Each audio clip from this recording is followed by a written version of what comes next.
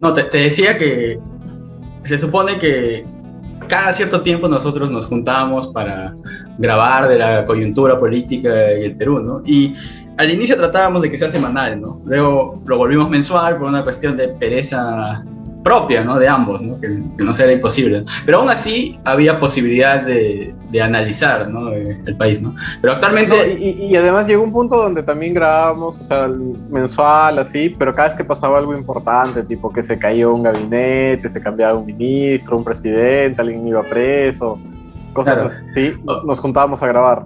Claro, más o menos las crisis tenían como que un periodo de un mes, mes y medio, ¿no? Iba acorde, digamos, a la periodicidad que podría tener este programa, ¿no? Pero ahora el problema es que las crisis son tan constantes que ya no tiene mucho sentido analizarlas, ¿no? Porque es como que no puedes agarrar el ritmo, ¿no? Claro, es como esta metáfora que les gusta a los gringos, ¿no? Que es como ver un choque de autos en cámara lenta, ¿no? Claro, entonces, al menos esta semana o este mes... Todo el tiempo está el fierro así retorciéndose, los vidrios volando, la sangre. Cuando ponen en cámara lenta, esas cámaras de cámara lenta, ¿no? Cuando sí, prueban... super slow motion. Claro, para probar, por ejemplo, la resistencia del cinturón de seguridad o el airbag, ¿no? Claro, pero eso no es un airbag, ¿no? Esto es así como ir a la Javier Prado y chocar una camioneta con un pico. Claro, exacto. Entonces...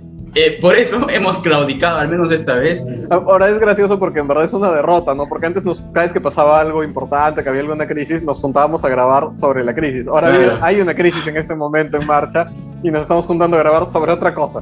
Ahora, se podría decir que ese es un gesto político, ¿no? ¿El claudicar o el meter la cabecita? Claro, el juntarnos a hablar de otra cosa en plena crisis, ¿no? Es como... Bueno, sí, también, o de salud mental también, ¿no? Para ya no... Yo creo que la crisis que tiene el país ahorita no va a ser resuelta por nuestros comentarios, ¿no? Tú y yo no tenemos la solución a esa crisis, ¿no? En fin, vamos a hablar de, ya saben, esto es un spin-off, de lecturas desde la cabaña, esto es el mal menor, bla bla bla, yo soy Renato Matileón, tú eres Jorge Luis Malpartida. Claro, está bien, sí. Acabas de descubrir mi segundo nombre, ¿no? Es lo que tú me estás diciendo, ¿no? Claro. Jorge de día y Luis de noche, pero eres... No, sino que usualmente yo se suele confundir mi nombre como si fuera compuesto, ¿no? Jorge Luis. Que yo he descubierto hoy que te llamabas, claro, que tu segundo nombre era Luis, o sí, que no eras Jorge Luis en todo caso, no, claro, no sé. No soy solo Jorge, ¿no? Sino que mis padres cuando yo nací entraron en esas disputas que suelen entrar siempre en un matrimonio por querer honrar a su padre, en este caso a mi abuelo, claro, los antepasados a través de sus hijos. Entonces, claro, por eso siempre hay toda una generación de hijos que se llaman igual, pues, ¿no? El abuelo se llamaba José, el papá José, el hijo José, y todo. Como decían años de soledad, pues. Exacto, ¿no? Entonces me llamo Jorge por mi abuelo materno, pero mi padre también quería poner el nombre de su papá, ¿no? Entonces me pusieron Luis. Entonces yo soy una antología de su disputa, ¿no? No, y además queda claro que es una disputa porque no es un nombre compuesto, no es, digamos, ya pongámonos de acuerdo y el primer nombre va a ser Jorge Luis y no va a haber segundo, no, es Jorge y Luis. Sí, exacto, ¿no? Y eso ya generó una serie de conflictos como que tú crees que no sabías que tenía un segundo nombre. Bueno, digamos que eso ha sido una referencia a 100 años de soledad para que parezca que estamos temáticos, sino que estamos divagando y no sabemos cómo entrar a hablar del primer libro. Y yo en realidad esto se está haciendo bien farragoso, me estoy enfangando horrible, así que voy a dejarte a ti la tarea de entrar a hablar del primer libro. Y bueno, pero ni siquiera el libro de que voy a hablar tiene que ver con estirpes familiares ni nada de eso, ¿no? Es todo lo contrario, ¿no? Pero bueno, el primer libro del que quiero comentar es una novela corta de una escritora chilena que se llama Constanza Gutiérrez, se llama Incompetentes, ¿no? Yo la he leído dentro de esta edición que sacó Peso Pluma, digamos, que reunía sus cuentos de ella, pero también su novelita corta, ¿no? Que se llama Incompetentes, ¿no? Y esta novela, lo interesante es que podemos decir, trata de un grupo de escolares que están dentro de un colegio, ¿no? Están encerrados dentro de un colegio tomado, ¿no? Ella es bastante joven, ¿no? Es del 90. Sí, exacto. Creo que es tu congeneracional, ¿no? Claro, sería pues así, ¿no?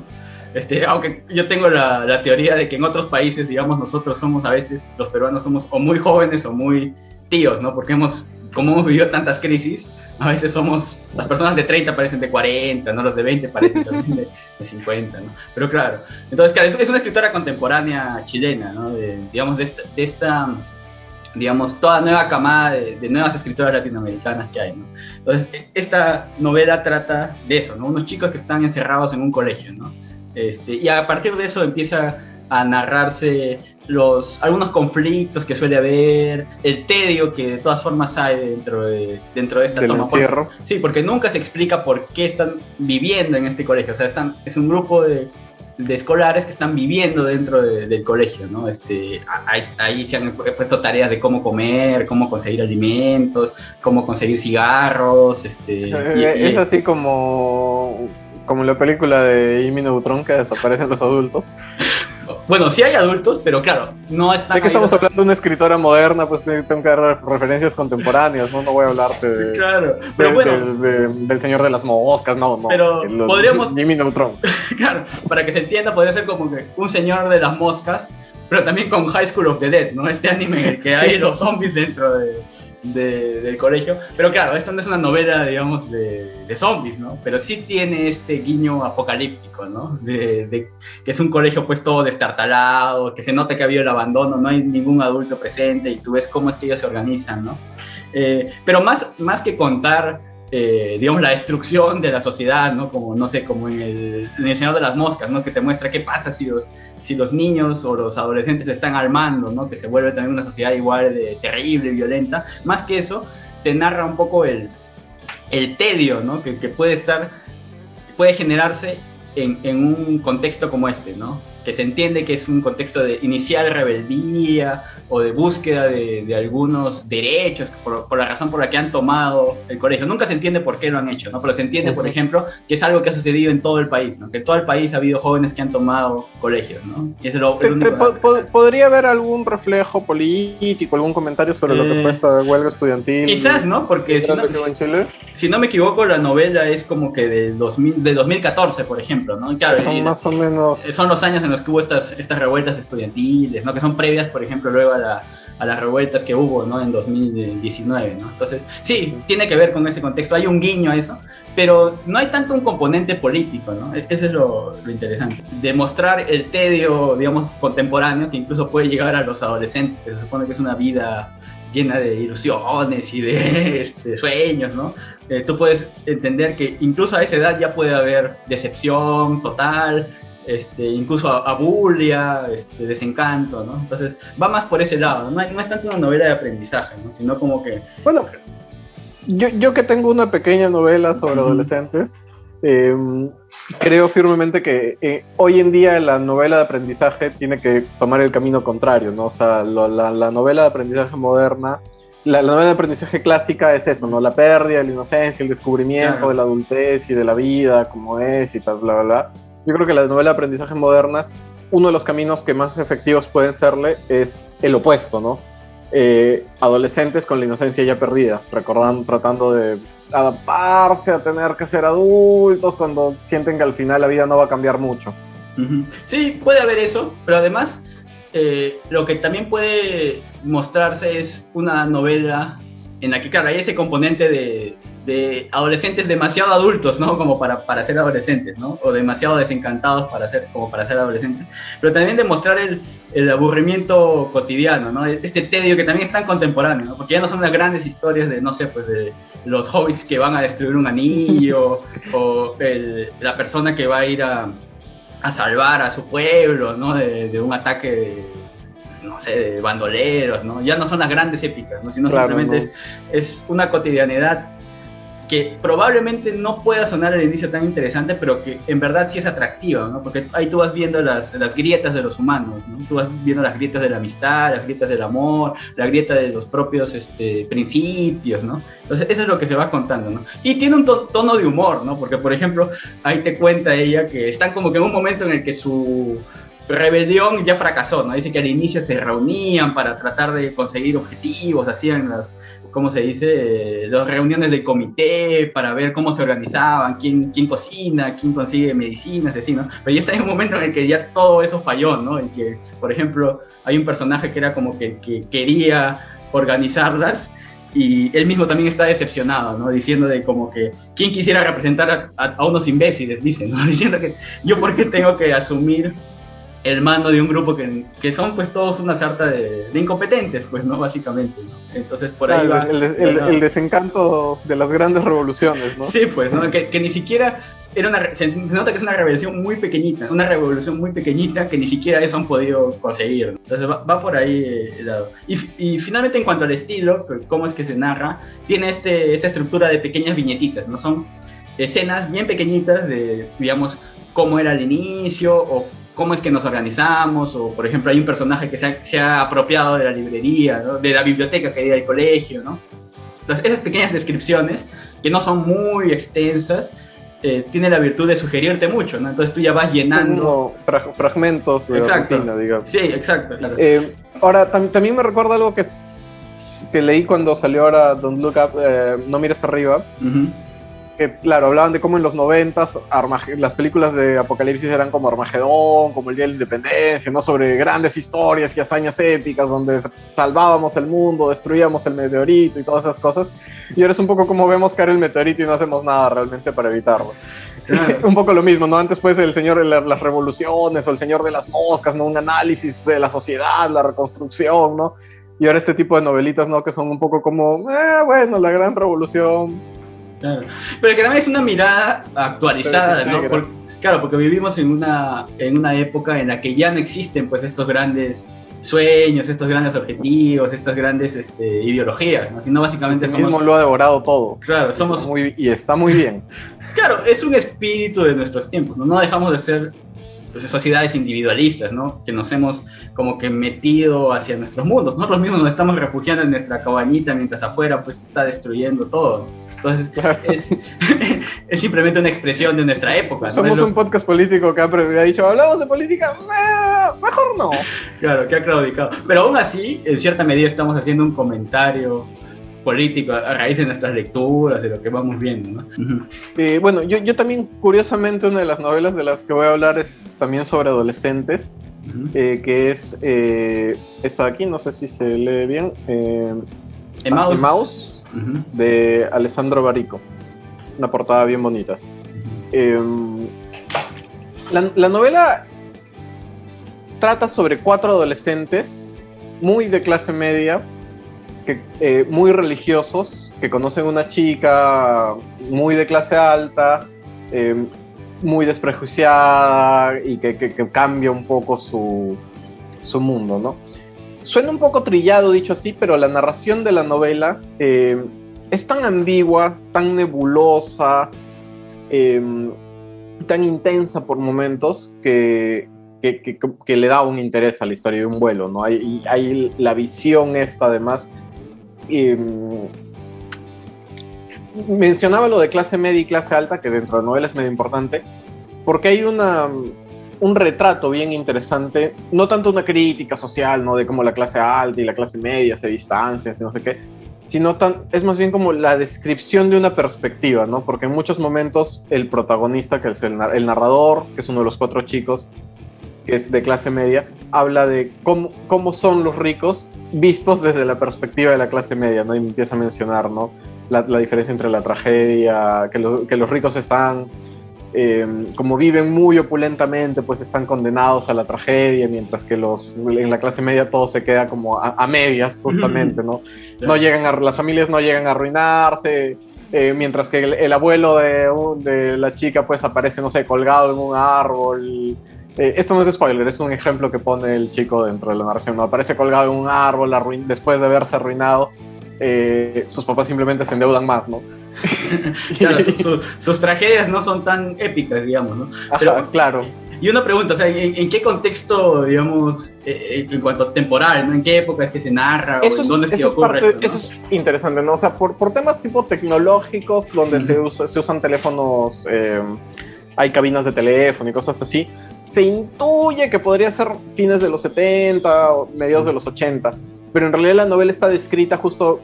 Una de las cosas más ricas de la novela me parece que es su ambigüedad, ¿no? Uh-huh. No te describe mucho, no hay una ambientación en el sentido de que sea un contexto histórico, temporal o incluso, no sé, pues, o sea, se siente que es un pueblo no muy grande, pero también podría ser una parte específica de la ciudad, ¿no? Entonces, eso es parte de lo interesante, ¿no? Incluso me recordó por momentos a Las Vírgenes Suicidas, en el sentido de que es un grupo, o sea, hay un narrador, pero siempre habla en primera persona plural, ¿no? Porque son 4 amigos, ¿no? Y todo el tiempo es nosotros, la vimos, a ella, nosotros estábamos, siempre es en plural, ¿no?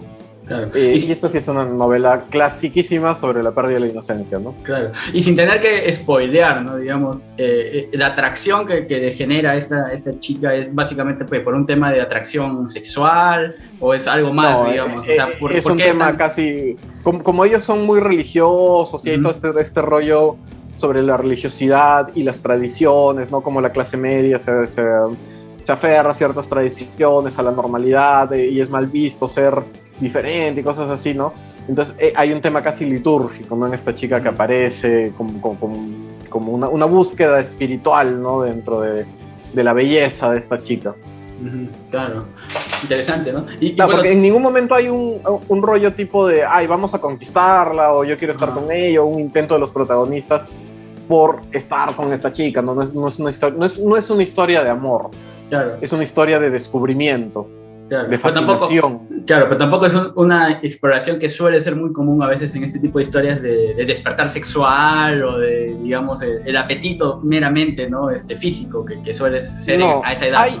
Hay un componente sexual muy marcado, obviamente, pero no, lo que hay más es esta especie de búsqueda, de fascinación, ¿no? Por un personaje que aparece y que lo saca un poco del lugar, ¿no? O sea, que les amplía y destruye de algún modo su mundo, ¿no?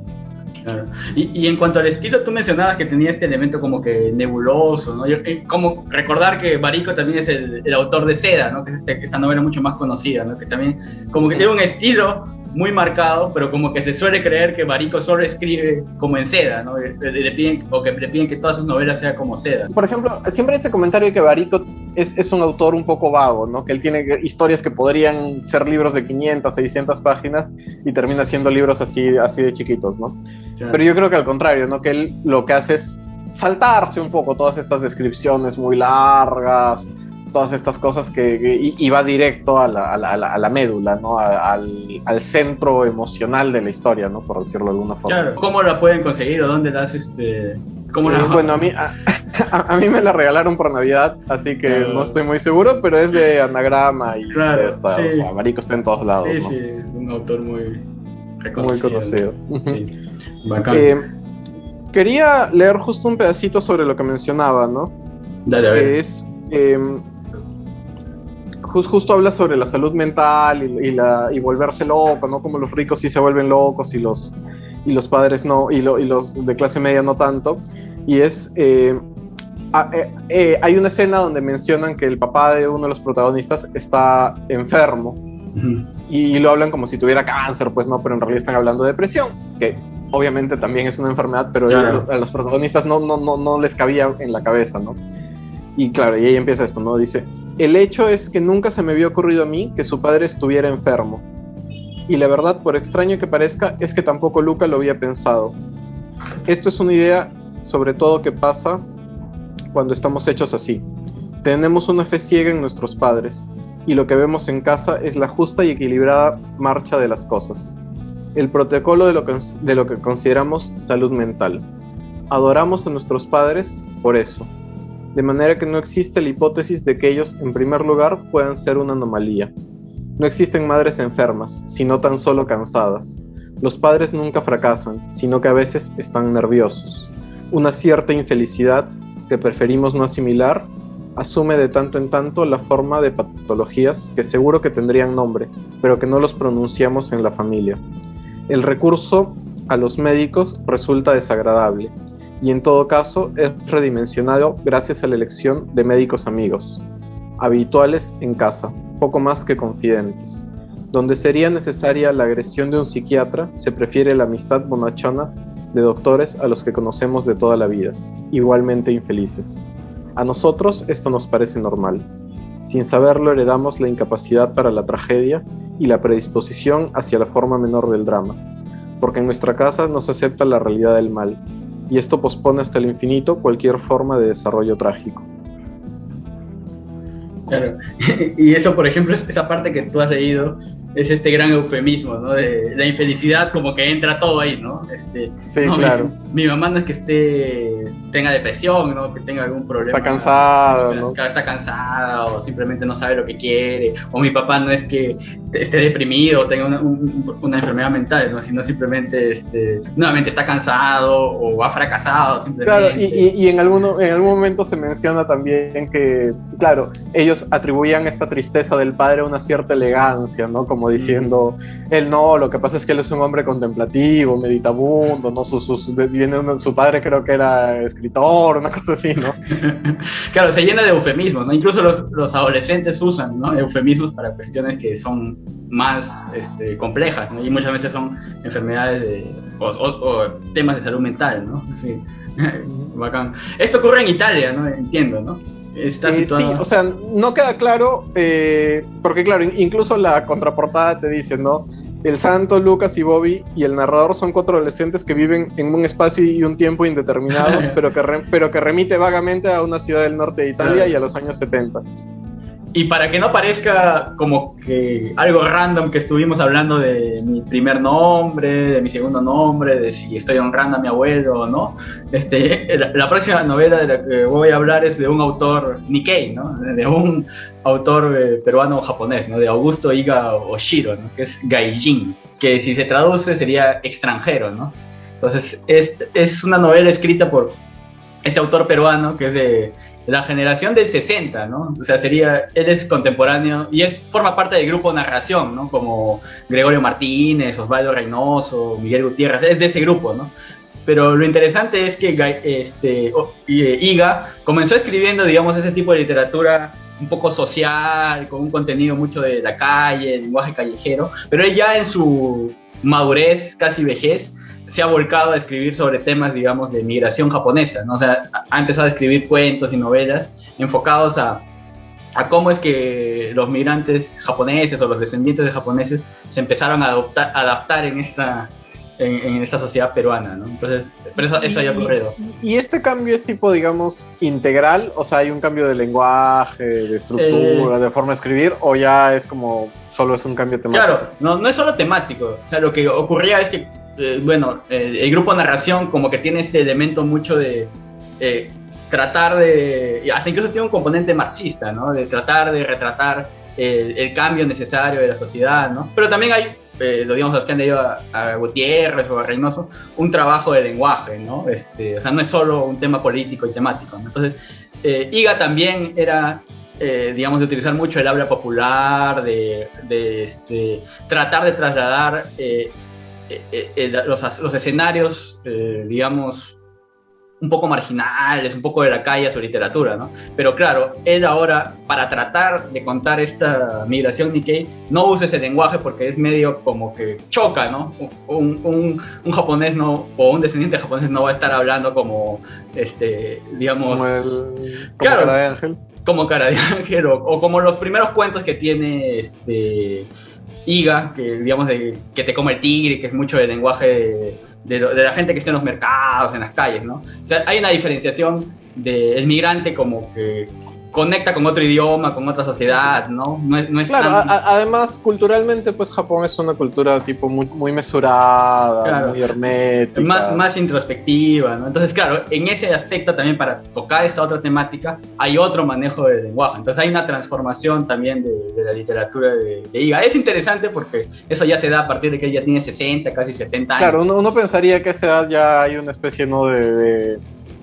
de continuidad, ¿no? Que claro, no va a haber un gran cambio, sobre todo en temas como la prosa, ¿no? Que es algo que ya sale casi... Claro, o de maduración, digamos, ¿no? Pero lo interesante es que él dice que recién ha podido escribir estos temas porque recién ha encontrado el camino. O sea, dice que se ha demorado casi 50 años en encontrar lo que realmente quería contar, ¿no?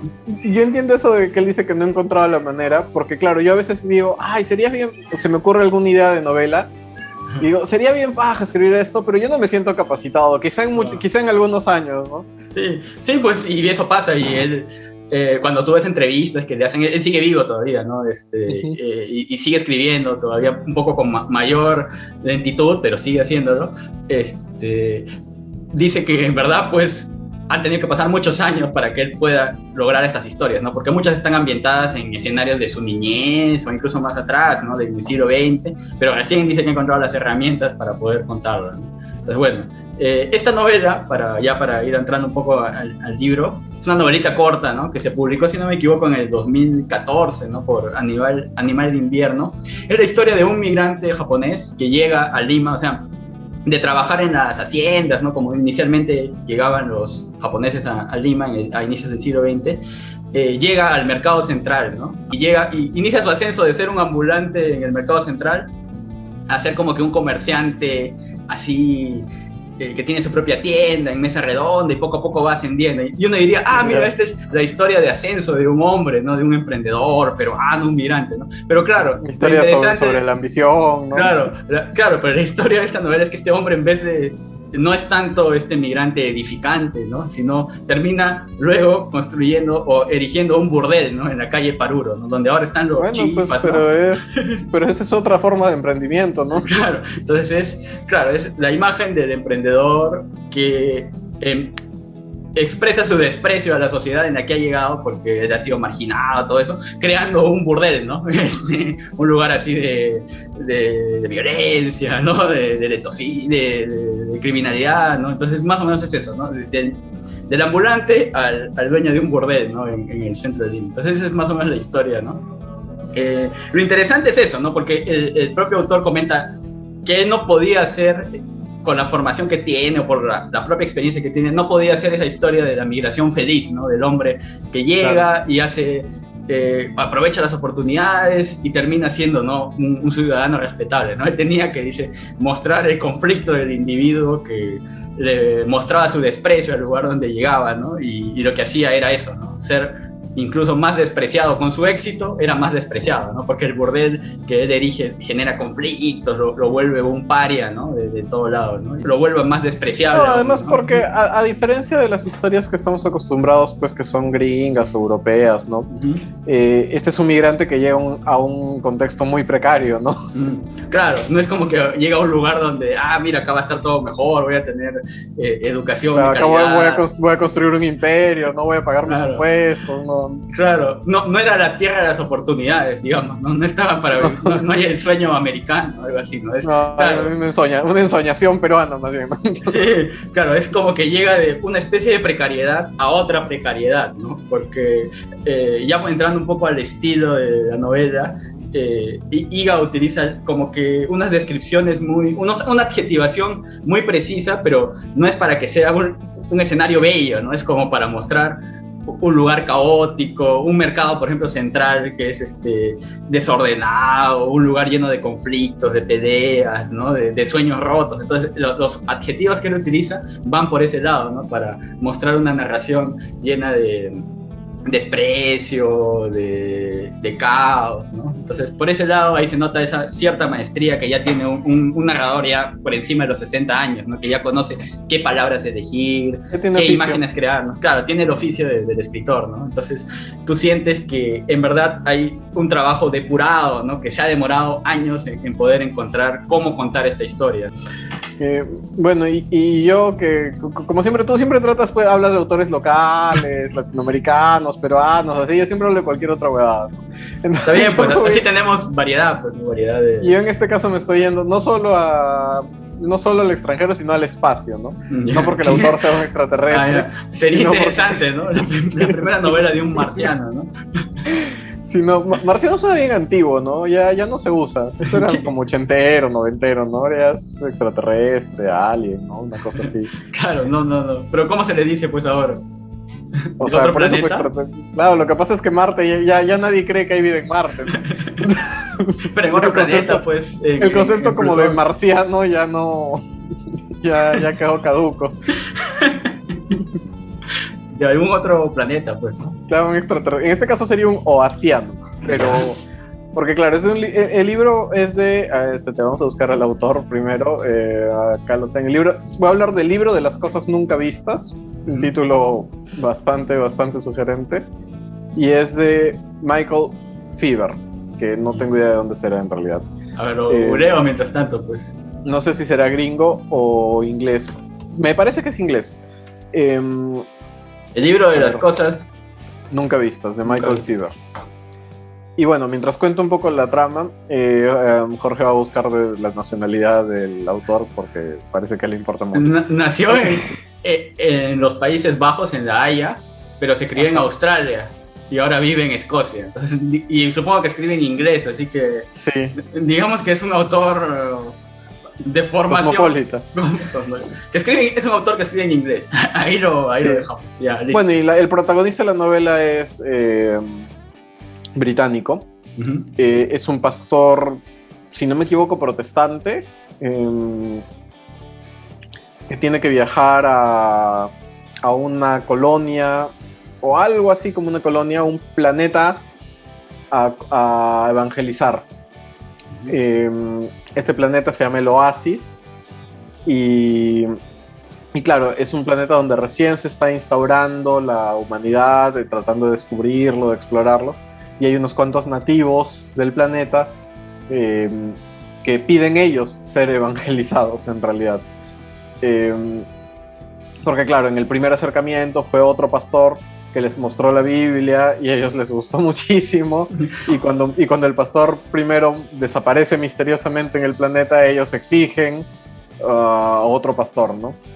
Y como esta vez, digamos, la humanidad no quiere repetir sus traumas, ¿no? de la colonia, con masacres y evangelizaciones así, a sangre y fuego, les da gusto y les lleva a otro pastor nuevo, ¿no?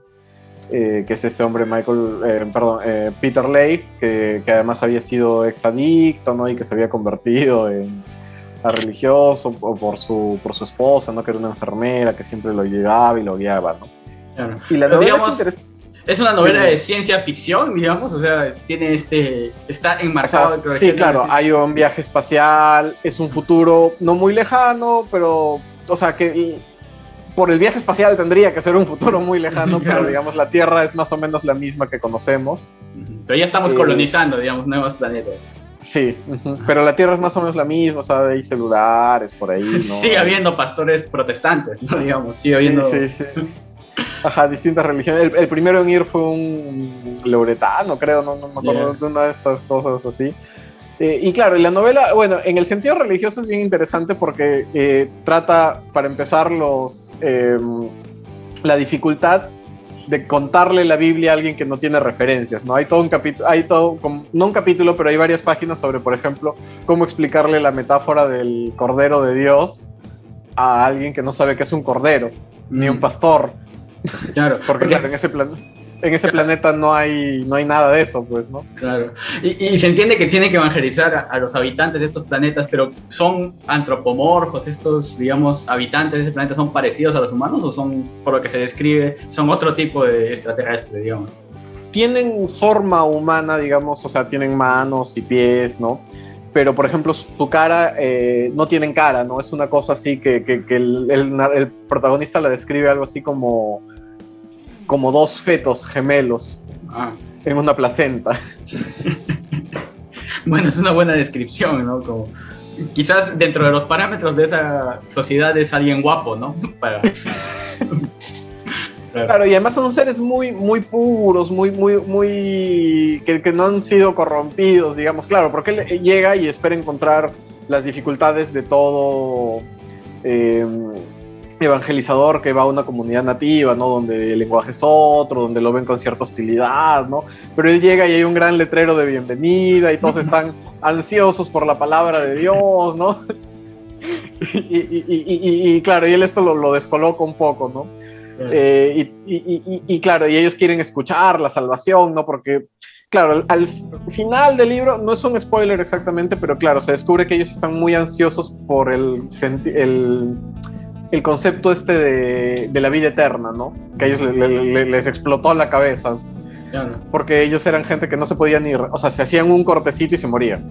Entonces, no tienen la capacidad humana de regenerarse. Claro. Pero es bien interesante esta lectura, ¿no? De cómo la religión, y claro, puede tener diferentes significados, no solo en otro tipo de sociedades, ¿no? Y en este caso en otro tipo de civilizaciones, ¿no? Es una civilización que tiene otro concepto de la vida y la muerte, de la trascendencia, ¿no? Entonces, para ellos, el Dios del que se están hablando puede tener mucho mayor atractivo, ¿no? Es como que a ti te hablen de otro Dios de otro planeta, ¿no? No sé en qué creerán los marcianos, ¿no? Pero imagínate que ese Dios le rinda culto al vodka, ¿no? Entonces quizás puede generarte atractivo a ti, ¿no? No digo que Renato sea... le rinde culto al vodka. Le rinde culto al vodka, pero te parece algo diferente, ¿no? Entonces es interesante cómo nuestra religión... Incluso cuando eres niño, pues si te empiezan a hablar, no sé, de los dioses nórdicos o de Zeus, ¿no? Y te cuentan toda la historia de los titanes, de cómo se lo comió y te suena, pues, claro. Todo escuchado en tu casa que Dios es una paloma y cosas así, y de pronto vienen y te hablan de titanes que lanzan rayos claro. Y que cargan el mundo en sus espaldas, y eso suena alucinante, pues, ¿no? Claro, pero digamos, ¿el conflicto en la novela está basado básicamente en el tema religioso o en este choque de civilizaciones? Es un... Claro, hay un tema de comunicación, básicamente, porque claro, también en paralelo a esto te cuentan cómo él tuvo que dejar a su esposa para ir a evangelizar. Era una misión de 1 año, más o menos, y es casi... Dentro de la novela hay otra novela epistolar, por decirlo de alguna manera. Porque claro, como la comunicación es inmediata, pero es compleja, se tienen que mandar tipo cartas, no hay WhatsApp. Entonces, no hay un WhatsApp interplanetario.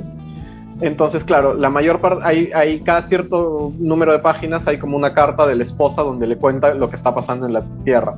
Y la Tierra se está yendo al diablo. O sea, hay empresas que quiebran, cataclismos, ¿no? Cada cierto, un volcán que erupciona y destruye un pueblo, un terremoto terrible, empresas que quiebran, dificultad para el suministro de alimentos, ¿no? Con lo cual tú ya vas intuyendo un poco cuál es el giro final de la novela, ¿no? Claro, interesante. Y bueno, el protagonista... Y al mismo tiempo, perdón, antes de cortar, al mismo tiempo termina siendo también una novela sobre la comunicación y sobre una relación a distancia, ¿no? Por decirlo de alguna manera. Porque claro, él se mete tanto en su misión y en su nuevo contexto que le deja de parecer cosas importantes, cosas que de verdad son importantes, ¿no? Con gente que muere, ¿no? Sobre todo el que es un pastor muy piadoso, no sé, ella le dice reza por la gente de tal país, ¿no? Y él está tan en otra que no entiende por qué. Y en cuanto al estilo, la estructura, ¿tú cómo puedes describir el autor, no? La estructura, yo creo que lo más importante en este caso es el uso del lenguaje, que sin ser un lenguaje muy llamativo, lleno de adjetivos o cosas así por el estilo, es un lenguaje que transmite mucho, muy expresivo, y que sobre todo logra crear esta atmósfera como de melancolía, ¿no? De tristeza que empaña y que es lo más importante al final de la novela, ¿no? Porque hablamos de una relación a distancia, de la incapacidad de comunicarse, de la soledad infinita de cada ser humano, que además el espacio es un lugar perfecto para hablar de eso. Y la novela lo retrata, lo exuda, digamos, no te lo dice tal cual, pero en el lenguaje, en la atmósfera que se crea, en la forma en la que se narran las cosas, está presente. Ahora yo no sé cómo pasar a esta última parte en la que se supone tendríamos que hablar de algo de películas, ¿no? Y bueno, como dices, para cerrar, generalmente pues tenemos que hablar de cine. Yo volví a ver hace unos días Los Niños Lobo, que es esta película que también suena a película de terror, ¿no? Porque me acuerdo que le dije a mi chica para verla, y dije, oye, hay que ver Los Niños Lobo, y me dijo algo así como, ay, eso suena horrible, como suena una película de terror, así, que además es una película de terror de serie B, ¿no? De bajo presupuesto, ¿no? Sí, pero no, es un anime de Mamoru Hosoda. Claro. Dato curioso, él dirigió la película de Digimon. ¿Ah, sí? ¿Cuál? La primera, pues, ajá. La de 2003, así. Sí. Ya. Ah, interesante. Y dirigió un par de capítulos de Digimon también. Pero de la primera Sí, de temporada. Digimon. Ajá. Sí, acá está Digimon Adventure, la película Digimon Adventure, el episodio 21, no sé cuál es ese. Si quieres lo googleo, pero mejor no. Y bueno, Sí, sí, debes sí. recordarlo, pero no vamos a detenernos a hablar de eso. Parece el capítulo 21 de... Mira, también es el de Summer Wars. Es Ajá, bien... claro, sí. Sí. Ya Y ha ya, lanzado una película hace poco. claro, Bell, que está en el cine, no sé si sigue, le estaban pasando en Cineplanet, ¿no? Claro. Estaba hasta hace poco, sí. Sí. En poquitos cines, pero estaba. Claro. Sí. Bueno, Justo entonces como no pude ir al cine por diversos motivos. digamos que por cuestiones pandémicas o por una cuestión económica. Sí, cuestiones pandémicas. Económicas. No, pandémicas. Dije, veré pues algo que me haya gustado de Mamoru Hosoda para no estar triste. Y vi Los Niños Lobo.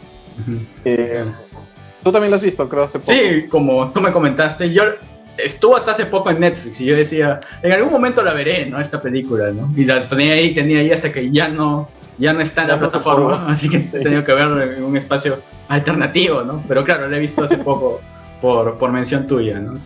A ver, tú, ya que lo has mencionado, ¿de qué trata esta película, no? Tú eres mejor que yo resumiendo, creo. Bueno, es la historia de una o te da menos flojera que a mí en todo caso. Claro, una joven que se enamora de un, digamos, un adulto, lobo. Un hombre lobo, claro, un hombre misterioso al inicio, pero que en los primeros minutos le confiesa que es un hombre lobo, ¿no? O sea, pero no es como el hombre lobo no sé, de Crepúsculo, o Benicio del Toro. Benicio del Toro, que también es un hombre lobo, o sí creo.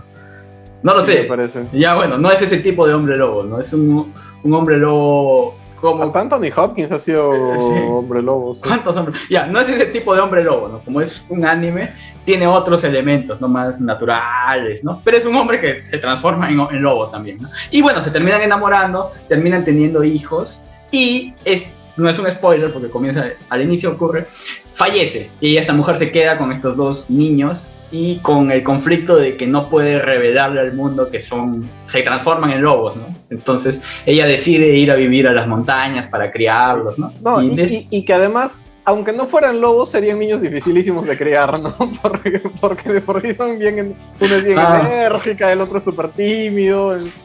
Claro, sí, por ejemplo, si fuera un drama, digamos, simplemente un drama de una mujer que pierde a su esposo y tiene el reto de cuidarlos, sería pues, ¿no? Es eso, ¿no? Es una película sobre la familia, sobre la maternidad. Se la puedes mostrar a tu mamá y se va a sentir... Claro, pero como este es un anime y el amigo Hosoda no puede dejar de ser otaku, tiene este elemento, pues, ¿no? Fantástico, sobrenatural, que enriquece, ¿no? La historia, hace que no sea simplemente un drama familiar, que no tendría nada de malo, pero tiene y que además es aceptado de una forma muy natural, ¿no? O sea, no hay esta cosa como...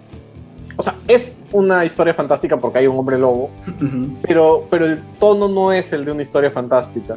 Claro, no te explica, ¿no? Su misión, cuántos años estamos acá, sino que esta mujer enamorada de este hombre lo acepta, ¿no? Y al aceptar eso decide hacer una familia con él, ¿no? Y asume todas las dificultades que va a acarrear enamorarse de una persona que es, pues, mitad lobo, ¿no? Y se transforma y que no va a ser aceptada y que sus hijos tampoco van a ser aceptados, ¿no?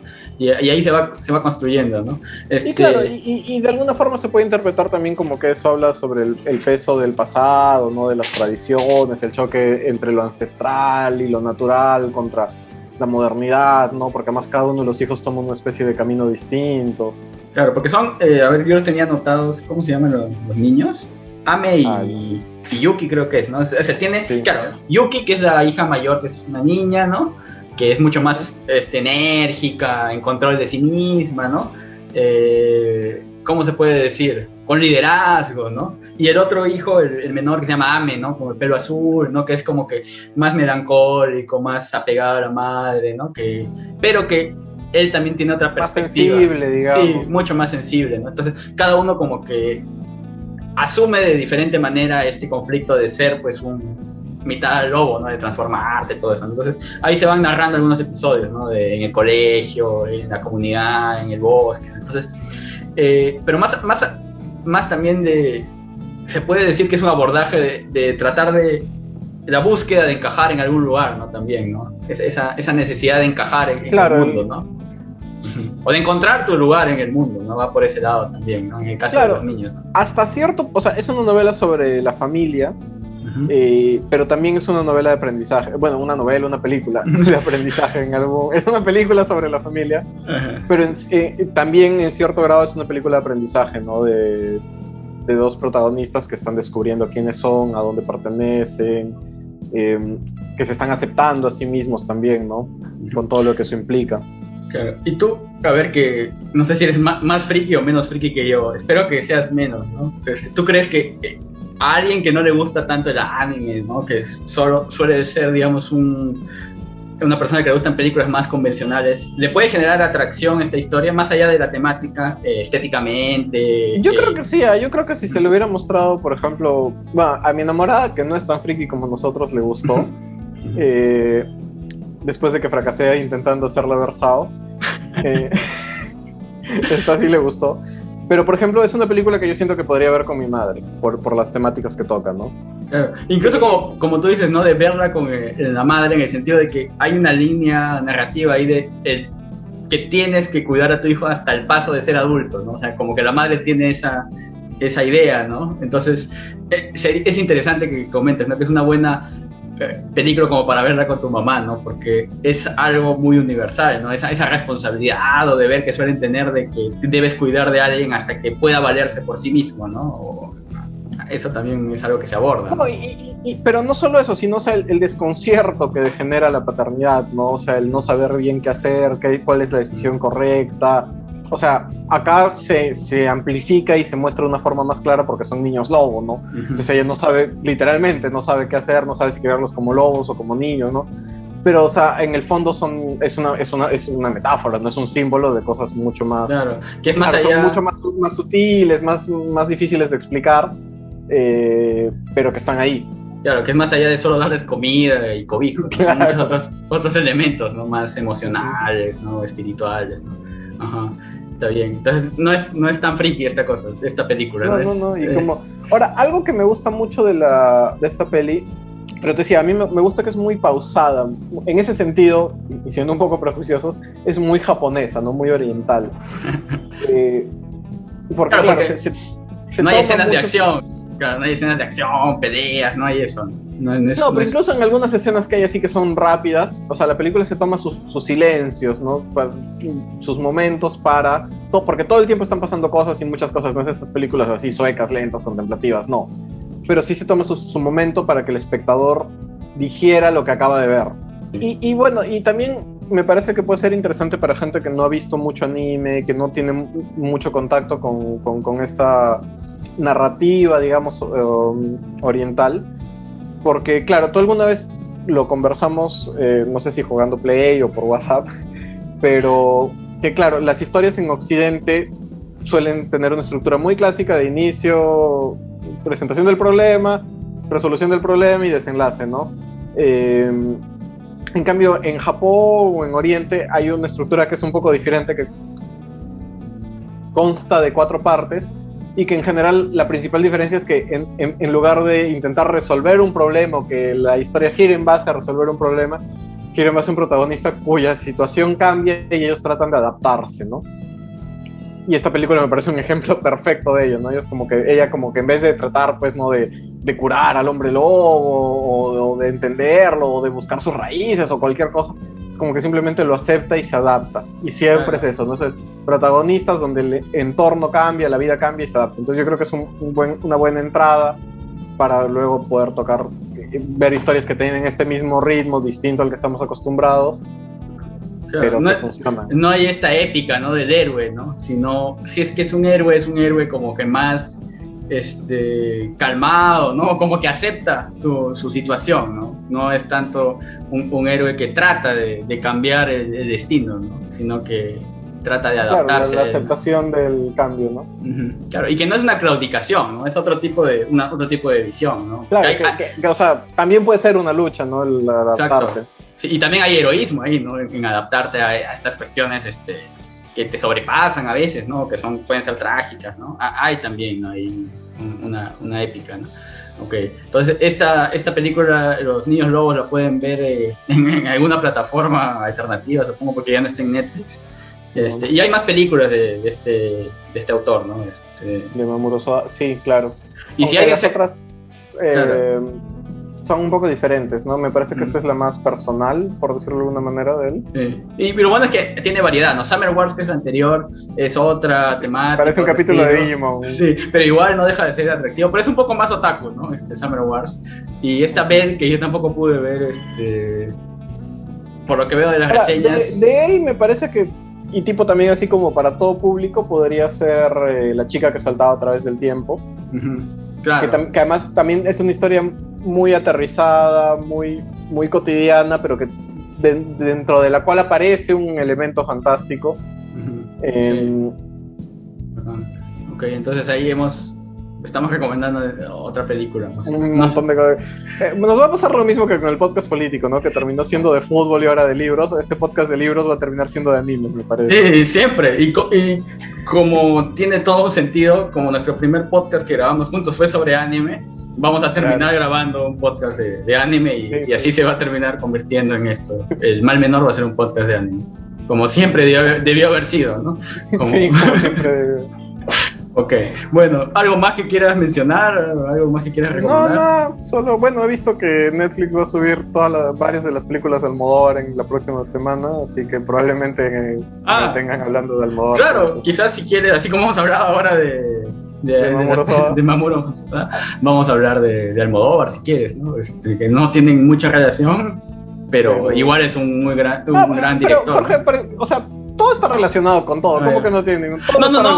No te digo, pues no sé si estéticamente, pues no creo que Mamoru Hosoda diga mi gran influencia es el cine de Almodóvar, que no tiene nada de malo, quizás sí lo debe haber visto porque es un director muy universal y de seguro lo ha influenciado también, pero no va a estar tampoco forzando pues las cosas. Pero yo digo que todo tiene relación con todo, ¿no? Y de algún modo, si buscamos, Mamoru Hosoda está relacionado con la renuncia de Mirta Vázquez.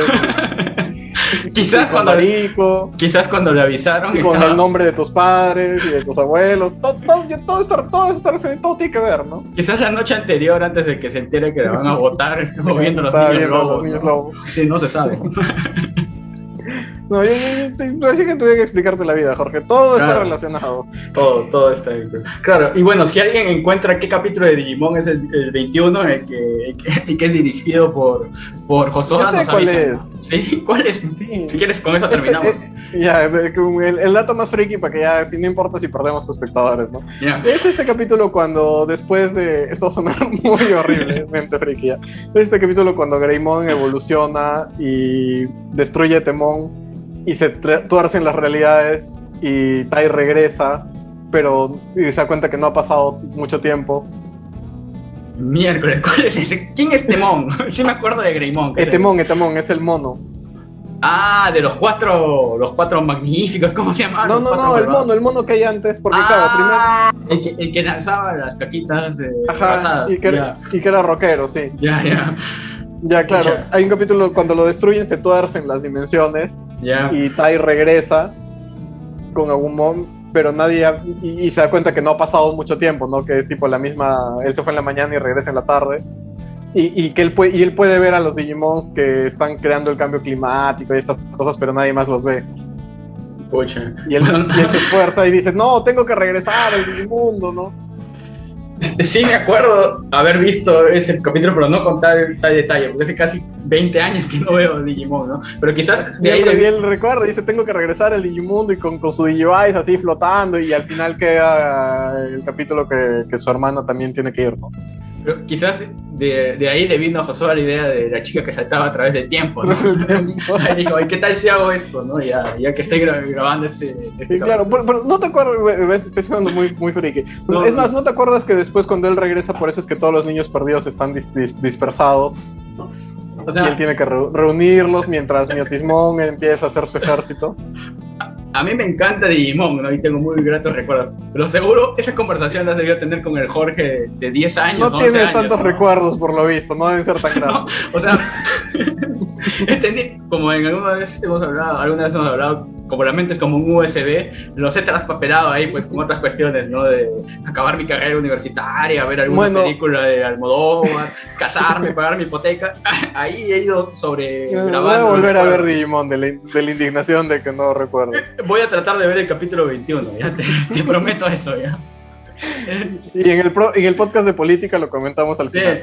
Quizás tenga alguna relación, ¿no? Claro, sí. Para que poco a poco se vaya transformando en el podcast de alguien. Te prometo eso, voy a ver el capítulo 21 de Digimon. Bueno, con eso nos despedimos, ya saben. Con esa promesa. Estamos en Spotify, en Evox, en YouTube, nos buscan y nos encuentran en cualquier plataforma. Facebook. ¿No? En Facebook, ahí como el mal menor. Ok, bueno, chao. Chao.